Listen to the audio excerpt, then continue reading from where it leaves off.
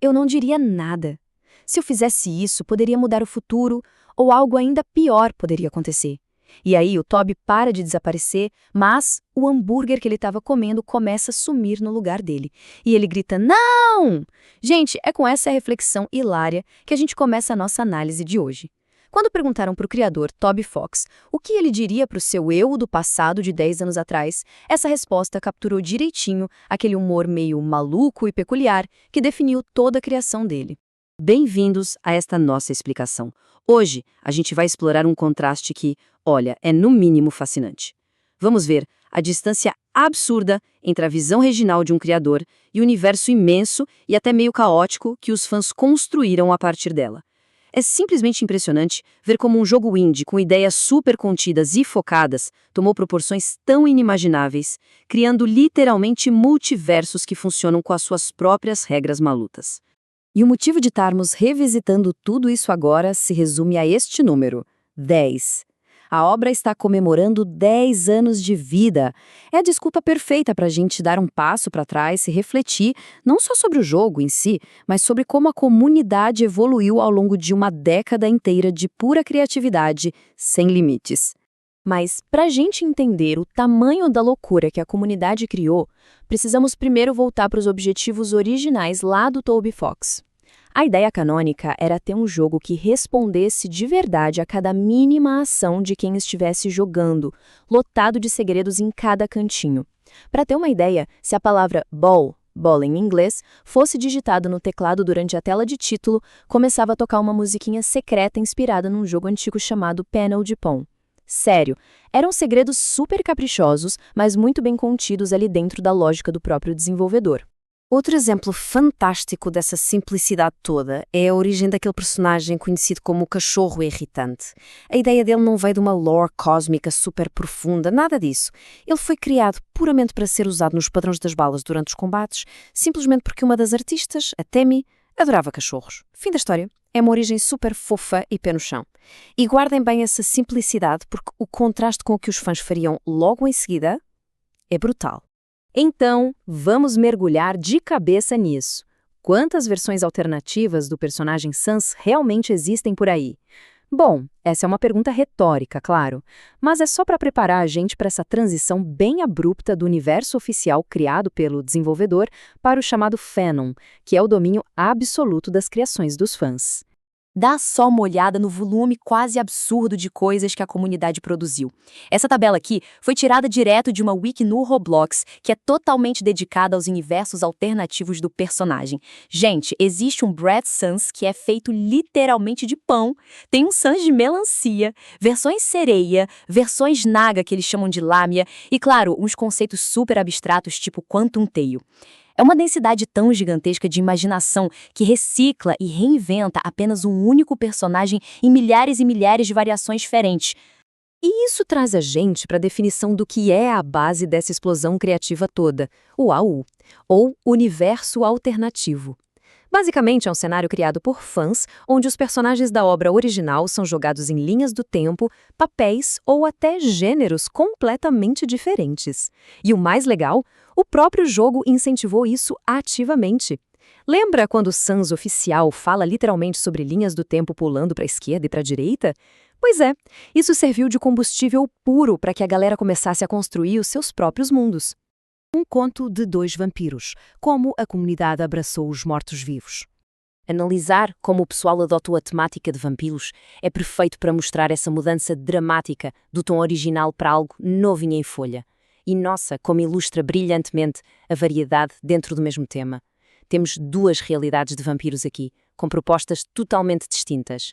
De um lado, tem o Vamp Tale, que mantém uma vibe mais Dia das Bruxas, sabe? Temos a Condessa Turiel guiando a gente, uma Frisk meio vampira e a caçadora Undyne. Mas do outro lado, a gente tem o Vampireverse. Aqui, a pegada já vira um romance gótico super intenso. Os personagens ganham novas identidades. O Error Sans vira o Rei Vampiro Fallacy e o Ink Sans vira um artista mortal francês chamado Encre. Sério, o salto criativo é gigante. Adentrando o Vampireverse, romance, traição e pintores franceses. Chegando aqui, a base do jogo original foi praticamente esquecida. Sabe aquelas comédias de ossos e personagens originais? esquece. Tudo se transformou num drama gótico pesadíssimo. Os personagens ganharam nomes novos, estéticas de época super sofisticadas e histórias de fundo que são extremamente complexas. Fallacy é esse formidável e solitário rei vampiro. Wancry é um talentoso artista mortal de uma pequena vila. Aí temos o Suave, que é o servo principal super leal, e a Eterna, uma caçadora implacável. Percebe a diferença? A dinâmica mudou de um simples RPG de sobrevivência para uma teia complexa de poder e relações políticas. E vamos ver como a narrativa avança dentro dessas histórias feitas por fãs.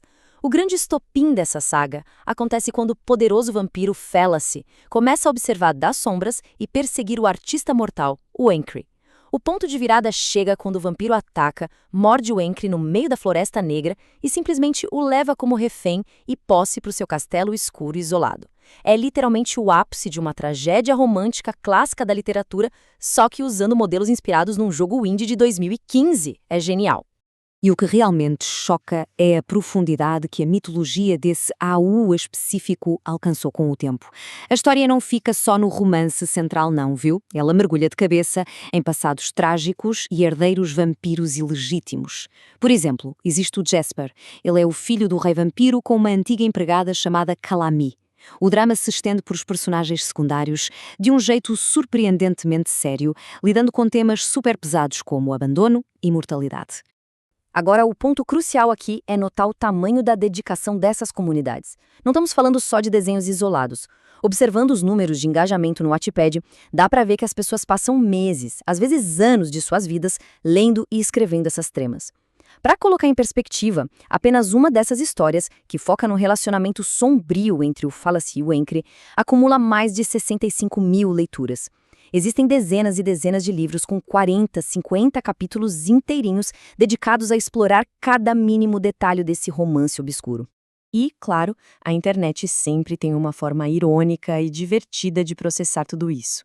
Reagindo a essa guinada super gótica, romântica e sombria do fandom, um usuário lá do Reddit resumiu o sentimento publicando a seguinte frase: ainda é uma história de amor melhor do que Crepúsculo. Uma brincadeira total, né? Mas que mostra perfeitamente como a comunidade conseguiu encontrar entretenimento legítimo num formato tão inusitado. O fandom duradouro. 10 anos de imaginação sem limites.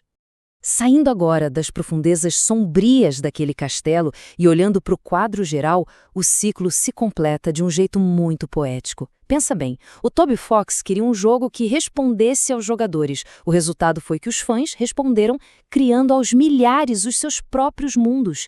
E o mais fascinante é que a roda não para de girar. Hoje em dia, a gente tem obras novinhas como o Under Eclipse. Essa é uma AU super distinta focada em unificação e sobrevivência, onde o Sens e o Papyrus viraram vampiros renegados tentando proteger um humano. E tudo isso acontece num subsolo completamente dividido entre um clã de vampiros e sentinelas lobisomens. Quer dizer, não tem absolutamente nada a ver com o Vampelita ou o Vampirverse. É a prova definitiva de que as fronteiras da obra original continuam se expandindo para muito, mas muito além da tela. A evolução criativa que a gente acabou de explorar deixa um pensamento final para a gente refletir.